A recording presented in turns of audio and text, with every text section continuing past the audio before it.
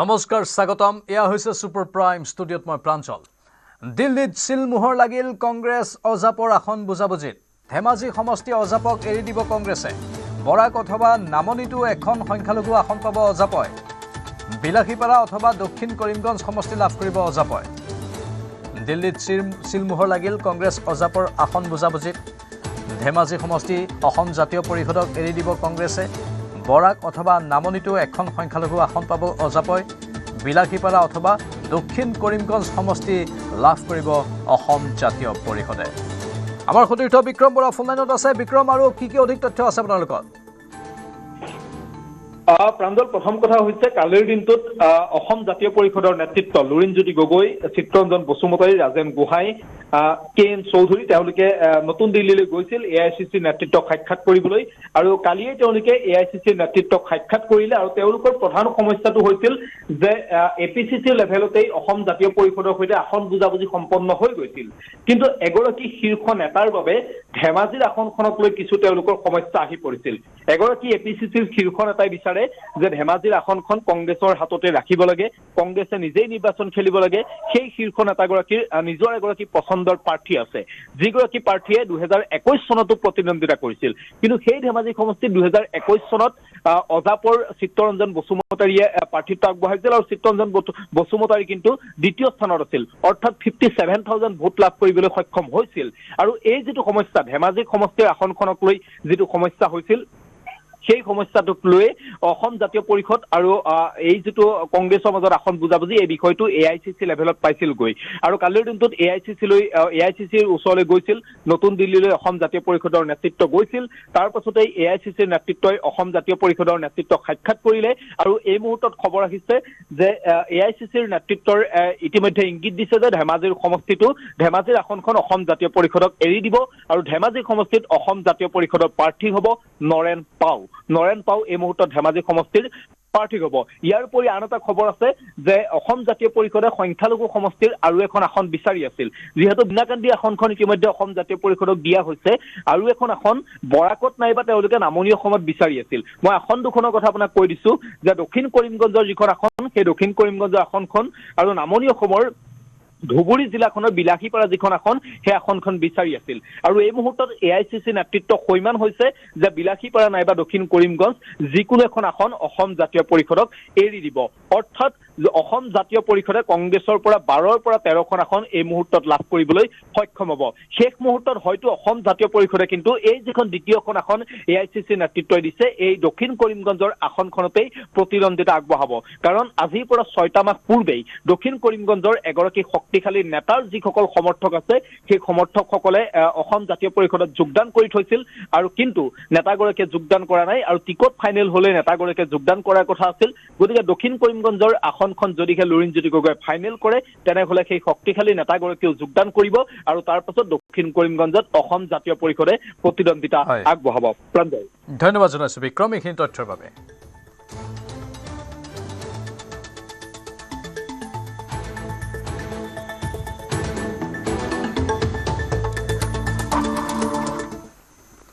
ৰন্ধন গেছৰ বুকিং 3 দিন বৃদ্ধি কৰা হৈছে পূৰ্বে 22 দিন আছিল এতিয়া 25 দিন কৰা হৈছে সিলিণ্ডাৰৰ কোলা বজাৰ সৃষ্টি কৰা সকলক কৰা হ'ব গ্ৰেপ্তাৰ কোলা বজাৰত ৰখা হৈছে কঠোৰ নজৰ প্ৰয়োজনতকৈ অধিক এলপিজি মজুত ৰাখিব নোৱাৰিব এলপিজিৰ নাটনিক লৈ এই প্ৰতিক্ৰিয়া মুখ্যমন্ত্ৰীৰ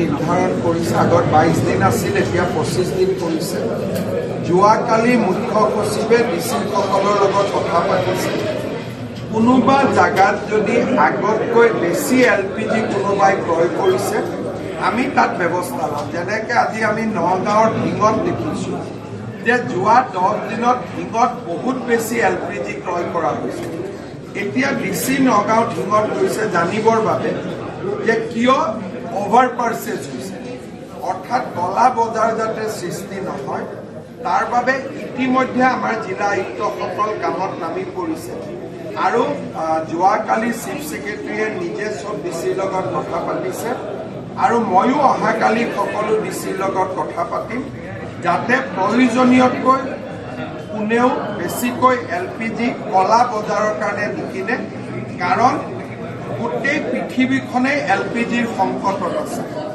আমি যিমানে সাৱধান হ'ম সিমানে সংকট আমাৰ পৰা আঁতৰি যাব। কিন্তু আমি যদি অসাৱধান হওঁ আৰু আমি যদি কলা বজাৰৰ কথা চিন্তা কৰোঁ তেতিয়া সাধাৰণ নাগৰিকে ইয়াৰ ফল ভোগ কৰিব লাগিব। সেইকাৰণে আমি যোৱা কালিৰ পৰা এই দিশত কাম আৰম্ভ কৰিছোঁ আৰু LPG যদি কোনোবাই কলা বজাৰ কৰে আমি তেওঁলোকক গ্ৰেপ্তাৰ কৰিবৰ কাৰণেও নিৰ্দেশ দিছোঁ। ঝাৰখণ্ডৰ মুখ্যমন্ত্ৰীৰ সাক্ষাৎ গৌৰৱ গগৈ আৰু লুৰিণজ্যোতি গগৈৰ হেমন্ত সোৰেনক সাক্ষাৎ কৰাক লৈ মুখ্যমন্ত্ৰীৰ প্ৰতিক্ৰিয়া। অসমৰ ৰাজনীতি ঝাৰখণ্ডলৈ গৈ কৰাটো আগতে শুনা নাছিলোঁ, এনে ঘটনা আগতে দেখা নাছিলোঁ। অসম চৰকাৰ অসমৰ ৰাইজে নিৰূপণ কৰিব, বাহিৰৰ মানুহে নহয়। ঝাৰখণ্ডত গৈ অসমৰ ৰাজনীতি কৰা আগতে ই এটা নোহোৱা আৰু নেদেখা এটা উদাহৰণ।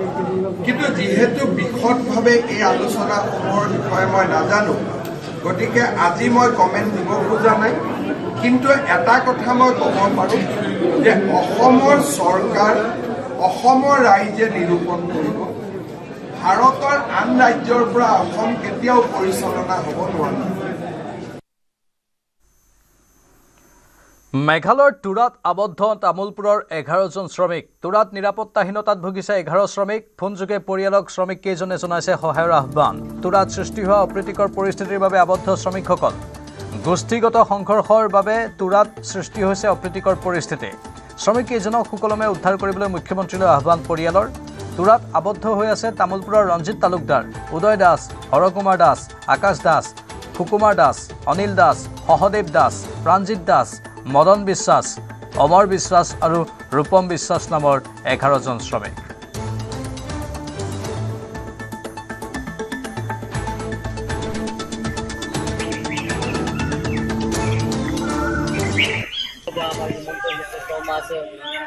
তেখেতসকল বোলে আগতো তুৰাতো কামত গৈছিল, হয়তো আমাৰ নাৰায়ণপুৰ গাঁও। তো কামত যোৱাৰ পিছত তাতে কিবা কি পাৰ্টিলৈ গণ্ডগোল লাগিছে সেইবিলাক নাজানো। তো মানুহবিলাক এতিয়া ফাঁচি আছে, তাতে গাড়ী নেট ইণ্টাৰনেট চব বন্ধ কৰি দিয়া হৈছে। গতিকে এইফালে ঘৰৰ মানুহকেইটা বহুত চিন্তা ভাৱনা কৰি আছে। মানুহবিলাক কি পৰিস্থিতি আছে, খোৱা লোৱা কৰিলে নে নকৰিলে, বহুত দুখিত হৈ আছে। আৰু কিমান মানুহ আছে? আমাৰ 10জন মানুহ 12জন আছে। 12জন বুলি আমি জানিব পাৰিছো। তাত আছে। আমি ফোন কৰিছিলো, অট'মেটিক তাতো ফোন কৰিছো। তো 12জন আছো আমি, সেনেকুৱা বুলি ক'লাক। আমাৰ অসমৰ মাননীয় শ্ৰী মুখ্যমন্ত্ৰী মহোদয়ক আমি আহ্বান কৰোঁ যে অতি শীঘ্ৰে যাতে 12 ঘণ্টাৰ ভিতৰতে এই মানুহকেইবিলাক যিয়ে গৈছে বিদেশত তেওঁক ভালে ভালে যাতে ঘৰত আনি দিয়াৰ ব্যৱস্থা কৰে। জুবিন গাৰ্গৰ মৃত্যুৰ গোচৰৰ চূড়ান্ত ৰায়। শুকুৰবাৰে ছিংগাপুৰৰ কৰোনাৰ্ছ আদালতে দিব ৰায়। ইতিমধ্যে আদালতত সকলো পক্ষৰেই গ্ৰহণ কৰা হৈছে সাক্ষ্য। ছিংগাপুৰৰ 11 প্ৰৱাসী অসমীয়াৰো গ্ৰহণ কৰিছিল সাক্ষ্য। জুবিন গাৰ্গৰ পৰিয়ালৰ হৈ মনোজ বৰঠাকুৰৰ সাক্ষ্য গ্ৰহণ। ৰাহুল গৌতম শৰ্মাৰো সাক্ষ্য লৈছিল কৰোনাৰ্ছ আদালতে।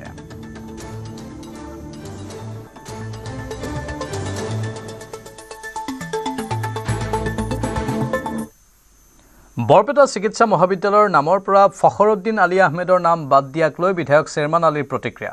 বৰপেটাৰ বাবে ফখৰুদ্দিন আলী আহমেদে উল্লেখনীয় কোনো এটা কাম নকৰাৰ অভিযোগ চেয়াৰমান আলীৰ। বৰপেটাক ৰেলেৰে সংযোগ কৰিব পাৰিলেহেঁতেন ফখৰুদ্দিন আলী আহমেদে। বৰপেটাৰ মানুহখিনিক পট্টাও দিব পাৰিলেহেঁতেন ফখৰুদ্দিন আলী আহমেদে। গতিকে নাম সলনিক লৈ বিধায়কজনৰ প্ৰতিক্ৰিয়া নাতিশীতোষ্ণ বুলি মন্তব্য কৰে বিধায়কজনে। বৰপেটাৰ কাৰণে উল্লেখযোগ্য এটা কাম ফখৰুদ্দিন আলী আহমেদে কৰা কোনোবাই ক'ব পাৰিবনে? তেওঁ বৰপেটা নগৰখনক ৰেলেৰে সংযোগ কৰিব পাৰিলেহেঁতেন, বৰপেটাত এখন চেণ্ট্ৰেল ইউনিভাৰ্চিটি কৰিব পাৰিলেহেঁতেন, আমাৰ এই অন্তত বৰপেটা জিলাৰ মানুহখিনিক তেওঁ মাটিৰ পট্টা দিব পাৰিলেহেঁতেন, নদীৰ কণ্ট্ৰল কৰিব পাৰিলেহেঁতেন। কোনো এটা উল্লেখযোগ্য কাম নাই। গতিকে এই নাম সলনিক লৈ মোৰ ফিলিং হ'ল, যদি অলপ ধেমেলীয়া সুৰত কওঁ, মোৰ ফিলিং নাতিশীতোষ্ণ। গৰমো নহয়, ঠাণ্ডাও নহয়, ভালো নহয়, বেয়াও নহয়। মৰ্যাদা, স্বাভিমান এটা জাতি বা জনগোষ্ঠীৰ কাৰণে খুব ডাঙৰ। যি জাতি বা জনগোষ্ঠীৰ মৰ্যাদা নাই, স্বাভিমান নাই, এইদৰে অপমান কৰাৰ পিছতে আমি 50 টকা গোটাই পেলাই আমি চান্দা দিওঁ। এইদৰে অপমান কৰাৰ পিছতো আমাৰ হবিব চৌধুৰীয়ে কোটি কোটি টকা খৰচ কৰে। আমাৰ এই নেতাবোৰে মমিনুল আৱাল নেকিবুজ্জামান চাবচোন কিমান ডাঙৰ ডাঙৰ নেতা তেওঁলোকৰ গাত লাগিছে নাই ফখৰুদ্দিন আলী আহমেদ গোলাঘাটৰ বাসিন্দা আছিলে আমি ভোট দিয়ে বনাইছোঁ তেওঁলোকৰ অলপ গাত লাগিছে নাই মই তেওঁলোকক প্ৰশ্ন কৰিব খোজো আৰু সদৌ শেষত মোৰ মন্তব্য যি জাতিৰ আত্মমৰ্যাদা নাই স্বাভিমান নাই সেই জাতি এনেদৰে পদে পদে অপমানিত হৈ থাকিব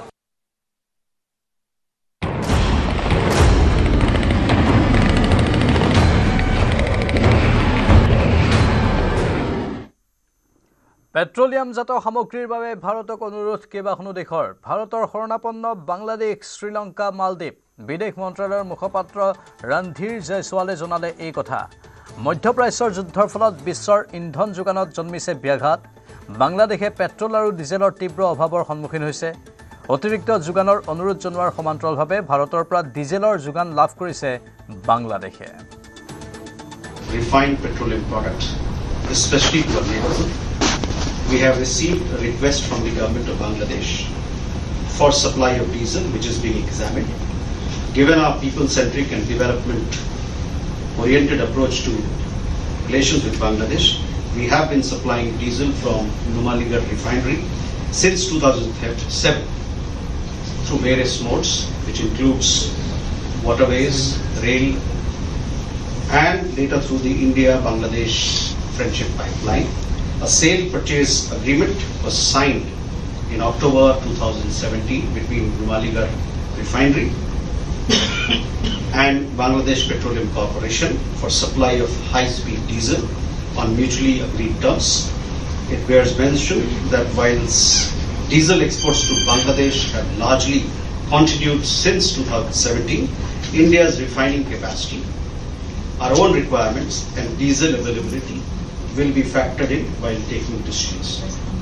In addition, I would also like to say that we have received such requests from several other countries, including Sri Lanka and Maldives, and these are being taken and being examined, taking into account our own energy requirements and availability that we have.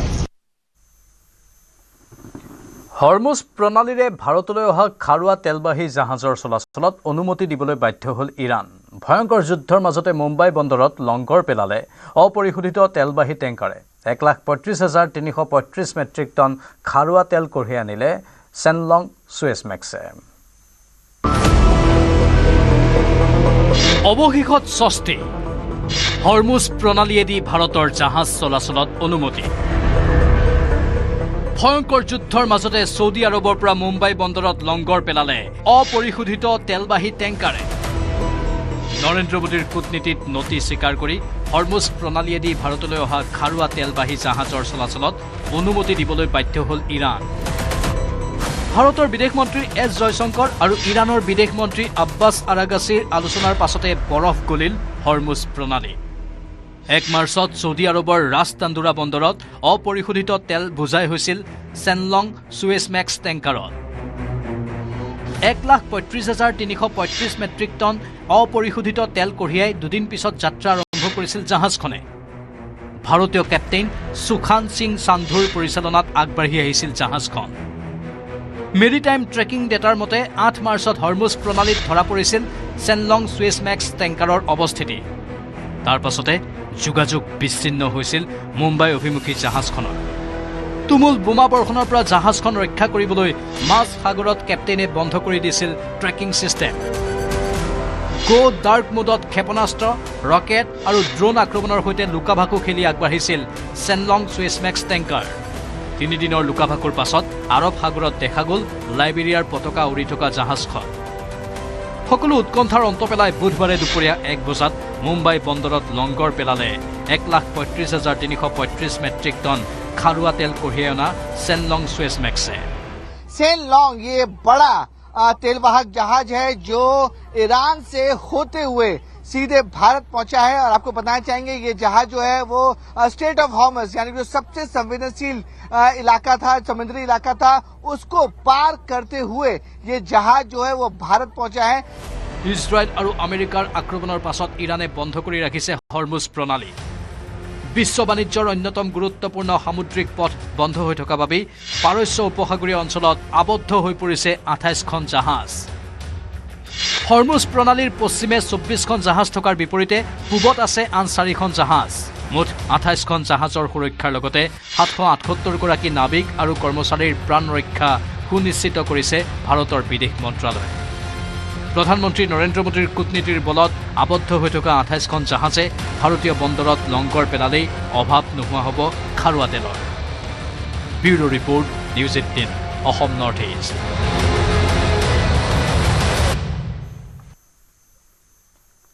দেশবাসীক আশ্বাস petroleum মন্ত্ৰী হৰদীপ সিং পুৰীৰ। ভাৰতত ইন্ধনৰ নাটনি নাই, পৰ্যাপ্ত পৰিমাণৰ খাৰুৱা তেলৰ মজুত আছে ভাৰতত। LPGৰ উৎপাদনো 28% বৃদ্ধি কৰা হৈছে। মধ্যপ্ৰাচ্যৰ যুদ্ধৰ ফলত শক্তি যোগানত ব্যাঘাত জন্মাৰ সময়তে এই মন্তব্য কৰে হৰদীপ সিং পুৰীয়ে। দেশৰ খাৰুৱা তেলৰ যোগান সুৰক্ষিত হৈ আছে বুলি দিলে আশ্বাস। এই ক্ষেত্ৰত প্ৰধানমন্ত্ৰীৰ কূটনৈতিক প্ৰসাৰক কৃতিত্ব দিয়ে মন্ত্ৰীজনে। আনহাতে এই সময়খিনিত দেশবাসীক উৰা বাতৰিত ভুল নাযাবলৈও আহ্বান জনালে। লোকসভাত ভাষণ দি হৰদীপ সিং পুৰীয়ে প্ৰদান কৰে এই আশ্বাস। India's crude supply position is secure and volume secured exceed what Hormuz would have delivered. Before the crisis, approximately 45% of India's crude imports transited through the Hormuz route. Thanks to the Honorable Prime Minister's outstanding diplomatic outreach and goodwill, India has secured crude volumes that exceed what the disrupted Strait of Hormuz could have delivered in the same period. Non-Hormuz sourcing has risen to approximately 70% of crude imports, up from 55% before the conflict began. India sources crude from 40 countries as against 27 in 2006 and 7. This structural diversification, built through sustained policy over successive years, has given us options that other nations find themselves without. Refineries are operating at high capacity utilization. In several cases, they are exceeding 100%. There is no shortage of petrol, diesel, kerosene, ATF or fuel oil. The availability of petrol, diesel, aviation, turbine fuel, kerosene and fuel oil is fully assured. Retail outlets across the country are stocked and supply chains for these products are functioning normally.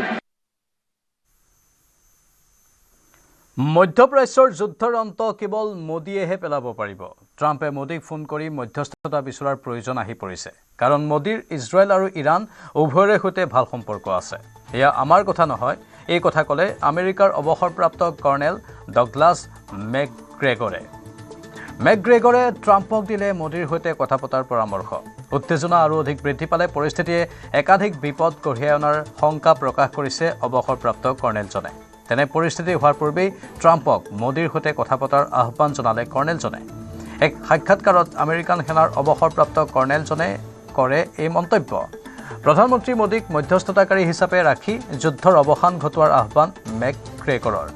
লগতে তেওঁ কয় যে ঐতিহাসিকভাৱে মোদীয়ে এনে এখন নিৰপেক্ষ ৰাষ্ট্ৰৰ নেতৃত্ব দি আছে, যিখন ৰাষ্ট্ৰৰ ক্ষমতা প্ৰভাৱ বৃদ্ধি পাই আছে। আমি সেয়া চিনি পোৱা উচিত আৰু ইয়াক আদৰণি জনোৱা উচিত। মেকগ্ৰেগৰৰ মতে এই যুদ্ধই বিশ্বৰ বজাৰ আৰু শক্তিত ব্যাঘাত জন্মাব। শীঘ্ৰেই যুদ্ধৰ অৱসান নঘটিলে প্ৰতি বেৰেল তেল $300 হ'বলৈ বেছি সময় নালাগে বুলিও তেওঁ শংকা প্ৰকাশ কৰে। My personal preference, if I were advising the president, is to call Prime Minister Modi in India. Now you can say, well, he was just in Israel. Well, that's fine. He has good relations with Israel. That's not a bad thing.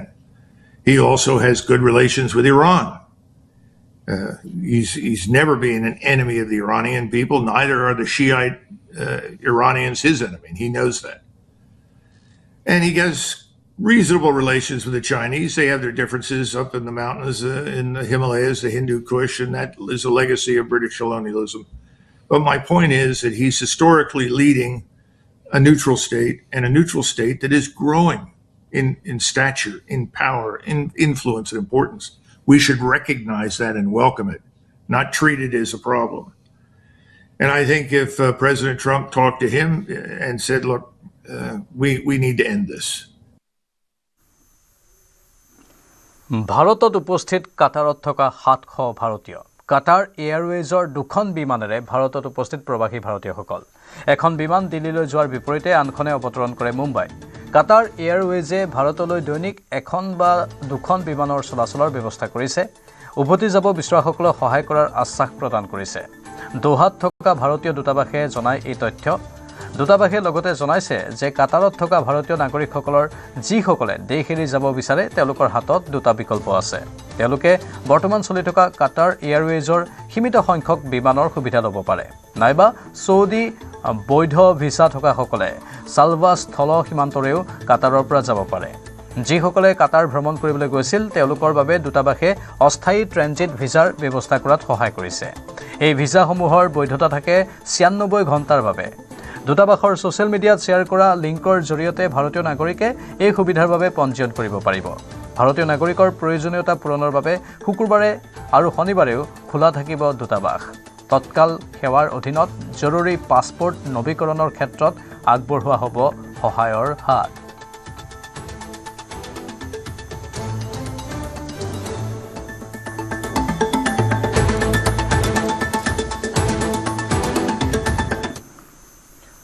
জম্মুৰ greater কৈলাশত national কনফাৰেন্সৰ নেতা BS চৌহানৰ কন্যাৰ বিয়া খাবলৈ গৈছিল ফাৰুক আব্দুল্লা বিয়া ঘৰত ফাৰুক আব্দুল্লাক লক্ষ্য কৰি হঠাৎ পিছফালৰ পৰা গুলীচালনা কৰে এজন লোকে কোনে কিয় হত্যাৰ চেষ্টা চলালে ফাৰুক আব্দুল্লাক বিয়া ঘৰত গুলীচালনা কানে কানমাৰি হাৰি গ'ল ফাৰুক আব্দুল্লা বুধবাৰে নিশাৰ ঘটনা জম্মুৰ গ্ৰেটাৰ কৈলাশত নেশ্যনেল কনফাৰেন্সৰ নেতা BS চৌহানৰ কন্যাৰ বিয়া খাবলৈ গৈছিল ফাৰুক আব্দুল্লা বিয়া ঘৰত এঘণ্টা থাকি নেশ্যনেল কনফাৰেন্সৰ সভাপতিগৰাকী ঘৰলৈ উভতিবলৈ লওঁতেই সংঘটিত হ'ল ভয়ংকৰ ঘটনা ৰং বিৰঙী কাৰ্পেটৰ ওপৰেৰে পদূলিমুখলৈ আগবঢ়া ফাৰুক আব্দুল্লালৈ লক্ষ্য কৰি পিছফালৰ পৰা গুলী চলালে এজন লোকে শূন্য দূৰত্বৰ পৰা গুলী চলোৱা সত্ত্বেও সৌভাগ্যবশতঃ আঘাত নাপালে ফাৰুক আব্দুল্লাই অৱশ্যে স্প্লিণ্টাৰৰ আঘাতত আহত হ'ল ফাৰুক আব্দুল্লাৰ কাষতে থকা জম্মু কাশ্মীৰৰ উপ মুখ্যমন্ত্ৰী সুৰিন্দৰ চৌধুৰী গুলী চলোৱাৰ পিছ মুহূৰ্ততে NSGৰ কমাণ্ডোৱে হাতেলোতে ধৰি পেলালে অভিযুক্ত পিষ্টল কাঢ়ি আনি ৰভাতলিত উপস্থিত থকা একাংশই লপা থপা দিলে অভিযুক্ত জম্মু কাশ্মীৰ আৰক্ষীয়ে গ্ৰেপ্তাৰ কৰাৰ পিছতে পোহৰলৈ আহিল অভিযুক্তৰ পৰিচয় অভিযুক্তৰ নাম কমল সিং জামৱাল ফাৰুক আব্দুল্লালৈ গুলী চলাই ধৰা পৰাৰ পিছতো অলপো অনুতপ্ত নহল কমল সিং জামৱাল ব্যক্তিগত শত্ৰুতাৰ বাবে 20 বছৰ ধৰি ফাৰুক আব্দুল্লাক হত্যা কৰিবলৈ চেক চাই থকাৰ কথা অকপতে আৰক্ষীৰ আগত স্বীকাৰ কৰিলে কমল সিং জামৱালে सबसे बड़ी राजधानी 1371 की वो भी लिख लीजिए नाम क्या आपका कमल सिंह जम्बाल जी सन ऑफ रेड श्री अजीत सिंह जम्बाल अजीत 84 বছৰীয়া ফাৰুক আব্দুল্লাৰ আছে Z+ কেটেগৰীৰ নিৰাপত্তা ব্যৱস্থা আছে NSGৰ কমাণ্ডো বাহিনী কিন্তু তাৰ পিছতো কেনেকৈ ফাৰুক আব্দুল্লাক শূন্য দূৰত্বৰ পৰা গুলিয়াব পাৰিলে আততায়ী এই প্ৰশ্ন জম্মু কাশ্মীৰৰ মুখ্যমন্ত্ৰী উমৰ আব্দুল্লাৰ ফাৰুক আব্দুল্লাক গুলিওৱাৰ সময়ত সুৰামত্ত অৱস্থাত থকা কমল সিং জামৱালক মাৰাথন জেৰা চলাইছে আৰক্ষীয়ে কিন্তু অপৰাধ স্বীকাৰ কৰিলেও গুলিয়াৰ কাৰণ ব্যাখ্যা কৰা নাই অভিযুক্ত Kamal Singh Jamwal bureau report news 18 Assam North east কাইলৈ পুনৰ অসমলৈ আহিব প্ৰধানমন্ত্ৰী মোদী কোকৰাঝাৰৰ কেইবাটাও প্ৰকল্প মুকলিৰ পাছত গুৱাহাটীৰ জ্যোতি বিষ্ণু আন্তৰ্জাতিক প্ৰেক্ষাগৃহত প্ৰধানমন্ত্ৰীয়ে বিতৰণ কৰিব ডিজিটেল ভূমি পট্টা প্ৰায় ৩,০০০ শ্ৰমিকক প্ৰধানমন্ত্ৰীয়ে বিতৰণ কৰিব পট্টা ডিজিটেল পট্টা বিতৰণ অনুষ্ঠানলৈ মাকুম জংচনৰ পৰা চামেলি এক্সপ্ৰেছ ৰেলেৰে গুৱাহাটীলৈ যাত্ৰা আৰম্ভ কৰিছে 700 চাহ শ্ৰমিকে গুৱাহাটীলৈ যাত্ৰা আৰম্ভ কৰা বিশেষ ৰেলখনৰ ফ্লেগ অফ কৰে মন্ত্ৰী ৰূপেশ গোৱালাই গুৱাহাটীলৈ যাত্ৰা কৰাৰ পূৰ্বে কেইগৰাকীমান চাহ বাগিচা শ্ৰমিকে বিজেপি চৰকাৰক ধন্যবাদ জ্ঞাপন কৰি মত প্ৰকাশ কৰে।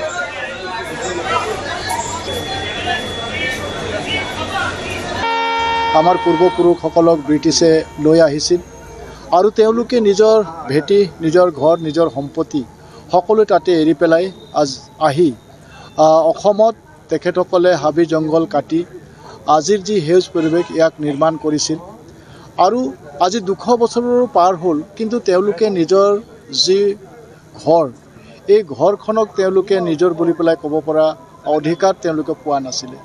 মাননীয় মুখ্যমন্ত্ৰী ডাঙৰীয়াৰ হিত চিন্তাৰ বাবেই এয়া সম্ভৱ হ'ল আৰু আপোনালোকে জানে যে আজি কিছুদিনৰ আগতে বিধানসভাত এই আইন আনি পেলাই এই মাটিৰ ব্যৱস্থাৰ কাৰণে সকলো যাৱতীয় ব্যৱস্থা কৰা হ'ল। কেবিনেটে পাছ কৰাৰ পাছত ইতিমধ্যে আমাৰ তিনিচুকীয়া জিলাৰ প্ৰায়বিলাক চাহ বাগিচাতেই ইতিমধ্যে ছাৰ্ভে কাম আৰম্ভ হ'ল আৰু আজি কেইবাখনো আমাৰ জিলাৰ চাহ বাগিচা প্ৰত্যেকটো সমষ্টিৰে ইতিমধ্যে দেখিছে শ্ৰমিক ৰাইজ ওলাই আহিছে। তেওঁলোকে আজি 200 বছৰীয়া এটা সপোন বাস্তৱিত হ'বৰ কাৰণে তেওঁলোকে গৈ আছে গুৱাহাটীলৈ। তো গতিকে সঁচাকেই এটা আৱেগিক সময় বুলি পেলাই ক'ব পাৰি আৰু মই সকলোকে শুভেচ্ছা জ্ঞাপন কৰিছোঁ। আজি যেন সকলোৱে ভালে কুশলে গৈ পেলাই তাতে তেওঁলোকে মাটিৰ পাতা লৈ আহে। গৌৰৱ গগৈটো টিভিত দেখাহে, এনেতো তাক দেখাই নাই। আগৰ সমস্যা আৰু হয় আৰু ভোটৰ টাইমত আহে, ভোটটো লাগে আমাক, তোমালোকক এইটো কৰি দিম, সহায় কৰি দিম, বা তোমালোকৰ ঘৰ নাই বা ঘৰ দিম আমি, যে আমাক আপোনালোকে জিকাব, তেনেকৈ আৰু কয় আৰু যায় ভোটটো লৈ আৰু তেতিয়া আৰু গ'ল আৰু আহিবলৈ নাই আৰু। দুখীয়া মানুহ বুলি পেলাই মানে আৰু আহি পেলাই ঠগ বাজ কৰোঁ আৰু তেনেকৈ মানে কৰি পেলাই আৰু গুচি যায় লিখিয়াই লাগে আৰু। কেনেকৈ বিশ্বাস কৰিম বাৰু তেওঁ যে আমাক কিবা এটা সহায় কৰি দিব বুলি পেলাই। গৌৰৱ গগৈ যেতিয়া আছিল আমি তেতিয়া একোৱেই নাপাওঁ। আহিছে যেতিয়া কংগ্ৰেছ চৰকাৰ আছিলে, ভোটটো বিচাৰিবলৈ আহে, একোতো আমাক সুবিধা কৰি দিয়া নাই। এতিয়া যে বিজেপিৰ যেতিয়ালৈকে হৈছে তেতিয়ালৈকে আমাৰ এই ৰাস্তা সমূহ ভাল হৈছে, অৰুণোদয়, উদ্যমিতা, গেছ পাইছোঁ, ঘৰ পাইছোঁ। এই গৌৰৱ গগৈ আমাক একো দিয়া নাই। ইমান দিন দেউতা আছিলে তেতিয়া একো দিয়া নাই। আমি বুঢ়া মানুহ হয়, মোক ঘৰ দিছে থাকিবলৈ, এনেকুৱা আজিকালি চৰকাৰটো ঘৰ দিছে থাকিবলৈ, পইচা দিছে আমাক খাবলৈ, চাউল দিছে খাবলৈ, দাল দিছে খাবলৈ, তেল দিছে আমাকে, চব দিছে। গৌৰৱ গগৈ কি বুলি ক'ম, তেওঁৰ দিনতো আমি একো নাপালোৱে, আজিলৈকে একো সা সুবিধাও নাপালোঁ। টিভিতে দেখা পাওঁ, আজিলৈকে দেখা পোৱা নাই, তেওঁৰ লগত সাক্ষাৎকাৰ নাই হোৱা। কিন্তু আমাৰ হিমন্ত বিশ্ব শৰ্মা ছাৰক আমি দেখিছোঁ, তেওঁক লগ কৰিছোঁ বাৰু। চৰকাৰৰ বিষয়ে যিখিনি আমি দেখিছোঁ ভালে দেখিছোঁ আৰু আমি তেনেকৈ সা সুবিধাও পাই আছোঁ। আগৰ চৰকাৰ ইমানখিনি উন্নয়ন নাছিলে, এতিয়া চৰকাৰ বহুত উন্নয়ন কৰিছে। গৌৰৱ গগৈ ইয়াত MP হোৱা প্ৰায় 3-4 বছৰ হ'বলগীয়া হ'ল, বাৰু অহা নাই MP হোৱাৰ পাছত। যে বাগানৰ কি সমস্যা কি নাই সেইবোৰ সমস্যা ল'বলৈও এদিন অহা নাই, তাকতো আমি দেখাই নাই। বিজেপি চৰকাৰটো চাইছোঁ যে ভালে কাম কৰি আছে, যাতে আমাৰ বাগানৰ মানুহ মাটি পটাটো পাইছে। এদিন পূৰ্বে অৰুণোদয় আঁচনিৰ 9,000 টকা পোৱাৰ পাছত পুনৰ উদ্যমিতা আঁচনিৰ অধীনৰ ধন পাই হাঁহি বিৰিঙিছে মহিলাৰ মুখত। মহিলাসকলৰ হাঁহিকে ভৰসা কৰি পুনৰ জালুকবাৰীত নিৰ্বাচন খেলিবলৈ সাজু হিমন্ত বিশ্ব শৰ্মা। আনকি সমষ্টিটোত প্ৰচাৰ কৰিবলৈ মুখ্যমন্ত্ৰীয়ে দায়িত্ব দিলে মহিলাসকলকে। ৰুণুমণি দাস, অগ্ৰগামী আত্মসহায়ক গোট। এদিন পূৰ্বে অৰুণোদয় আঁচনিৰ 9,000 টকা পাইছিলহে। পুনৰ উদ্যমিতা আঁচনিৰ অধীনৰ ধন পাই মুখত আনন্দৰ হাঁহি। এইসকল মহিলাৰ হাঁহিকে ভৰসা কৰি পুনৰ জালুকবাৰীত নিৰ্বাচন খেলিবলৈ সাজু হৈছে হিমন্ত বিশ্ব শৰ্মা। আনকি তেওঁৰ হৈ সমষ্টিটোত প্ৰচাৰ কৰিবলৈ দায়িত্ব দিলে মহিলাসকলকে। কিন্তু ইয়াততো ইলেকশ্যনত মই উঠি মোক ভোট দিব নে নিদিব? চবে দিব, পাক্কা দিব। মই কিন্তু কেম্পেইন কৰিব যাব গাঁৱত সময় নাপাম, ৱাৰ্ডত যাব সময় নাপাম। আপোনালোকে মোৰ হৈ নিজে নিজে কেম্পেইন কৰিব লাগিব। হ'বনে নহ'ব? আপোনালোকে নিজে নিজে ভোট দিব লাগিব, হ'ব? পুৱাতে গুৱাহাটীৰ বৰাগাঁৱত লগ লাগিল হাজাৰ হাজাৰ মহিলা। শ্বহীদ স্মাৰক ক্ষেত্ৰ আৰু উদ্যানৰ খেলপথাৰৰ অস্থায়ী সভাত আজি কেৱল মহিলাৰ উপস্থিতি। 10,000 পাম, আজি 10,000 পাম, ভাল লাগিছে। মুখ্যমন্ত্ৰী ছাৰক ধন্যবাদ জনাইছোঁ। জালুকবাৰী সমষ্টিত মুখ্যমন্ত্ৰীৰ উদ্যমিতা আঁচনিৰ চেক বিতৰণ গুৱাহাটীৰ জালুকবাৰী সমষ্টিৰ প্ৰায় 10,000 মহিলা একেলগে ওলাই আহিল এনেকৈ কাৰণ মুখ্যমন্ত্ৰী আহিব নিজ সমষ্টিৰ বিধায়ক তথা ৰাজ্যৰ মুখ্যমন্ত্ৰীগৰাকীৰ আগমনত এদিনতে 7,474 গৰাকী মহিলাই পাব 10,000কৈ টকা লাগি বৰশী 9,000 পাইছো আজি আৰু 10,000 পাম আজি লাখপতি হ'ম আমি লাখপতি সমান্ত চাই এই পৰ্যন্ত 29,28,844 গৰাকী মহিলাই পাইছে এই আঁচনিৰ ধন সৰ্বমুঠ 118টা বিধানসভা সমষ্টিৰ মহিলাই পাইছে 10,000কৈ টকা সমগ্ৰ অসমতে আজি পৰ্যন্ত 29 লাখ মহিলাই এই উদ্যমিতা অভিযানৰ পুঁজি লাভ কৰিছে আজিৰ দিনটোতো সোণাই আৰু গোৱালপাৰা পূব সমষ্টিত এই পুঁজি বিতৰণ হ'ব আৰু সৰ্বমুঠ প্ৰায় 33,50,000 মহিলা উপকৃত হ'ব বিশাল এই অনুষ্ঠানত মুখ্যমন্ত্ৰীৰ সম্বোধন মুখ্য অতিথি হিমন্ত বিশ্ব শৰ্মাই ভাষণৰ পূৰ্বে মুকলি কৰিলে 50ৰো অধিক সেৱা উপলব্ধ থকা কৌশল কানেক্ট মোবাইল এপ ৰাজ্য চৰকাৰৰ কৰ্মচাৰীৰ জীৱন বীমা আঁচনিও মুকলি কৰা হয় মুখ্যমন্ত্ৰীয়ে এই সভাতে কৰিলে কেইবাটাও ডাঙৰ ঘোষণা গুৱাহাটীৰ ভেণ্ডিং জোনত 50% মহিলাই পাব সংস্থাপনৰ সুবিধা নিৰ্বাচনৰ পিছত গুৱাহাটীৰ পাহাৰৰ বাসিন্দাই পাব ভূমিৰ পট্টা গুৱাহাটীত যিবিলাক ভেণ্ডিং জোন আছে ফ্লাইঅভাৰৰ তলত মেডিকেল কলেজৰ সন্মুখত গভৰ্ণমেণ্ট অফিচৰ সন্মুখত যিমান দোকান পোহাৰ হ'ব তাৰে 50% আমি মহিলাৰ নামতহে দিম আৰু এটা সমস্যা আছিলে মাটিৰ পাট্টা আমাৰ বিশেষকৈ পাহাৰ বা আন অঞ্চলত থকা যোৱা কেবিনেটত আমি প্ৰায় 1000 পৰিয়ালৰ পট্টা আমি দিছো আৰু ইলেকশ্যনৰ পিছত মই নিজে লাগি আমাৰ যিমানবিলাক পাহাৰত থলুৱা মানুহ আছে বা আন জাগাত আমাৰ খিলঞ্জীয়া মানুহ আছে আমাৰ অসমৰ সনাতনী মানুহ আছে আমি সকলোকে আমি এই পট্টাখিনিও যিমান পাৰো সোনকালে কৰি দিবৰ বাবে আমি চেষ্টা কৰিম আনহাতে অৰুণোদয় আঁচনি বঞ্চিত গুৱাহাটীৰ মহিলাক দুদিনৰ সময়সীমা দিলে মুখ্যমন্ত্ৰী হিমন্ত বিশ্ব শৰ্মাই অহা 2-3 দিনৰ ভিতৰতে মাহিলী 1250 টকা লাভ নকৰা মহিলাক কাউন্সিলৰৰ হাতত নথিপত্ৰ জমা দিবলৈ অনুৰোধ মুখ্যমন্ত্ৰী আপোনালোকে যোনে যোনে অৰুণোদয় পোৱা নাই উইদিন 3-4 দিনৰ ভিতৰত নিজৰ নামকেইটা কাউন্সিলৰসকলৰ হাতত দি দিব হ'ব 10,000 টকীয়া চেক বিতৰণৰ অনুষ্ঠান শেষ কৰিয়েই সাংবাদিকেৰে মুখামুখি হৈ মুখ্যমন্ত্ৰীয়ে সমালোচনা কৰিলে বিৰোধী পক্ষক মই নাভাবো যে এইবাৰ অসমত বিৰোধীয়ে বহুত কিবা কৰিব পাৰিব বুলি তেওঁলোকৰ চেষ্টাটোৱে 2031ক লৈ কংগ্ৰেছ দলে 2026ৰ চিন্তা প্ৰথমৰ পৰাই কৰা নাই তেওঁলোকে প্ৰথমৰ পৰাই 2031ৰ চিন্তাই কৰি আছে তেওঁলোকে ঢৌ শেষ হৈছে বুলি ভাবিছে ঠিকে আছে কাৰণ সুনামি আৰম্ভ হৈছে ভিডিঅ' জাৰ্নেলিষ্ট অঞ্জন ডেকাৰ সহযোগত গুৱাহাটীৰ পৰা দীপাংকৰ দাসৰ report news 18 Assam North east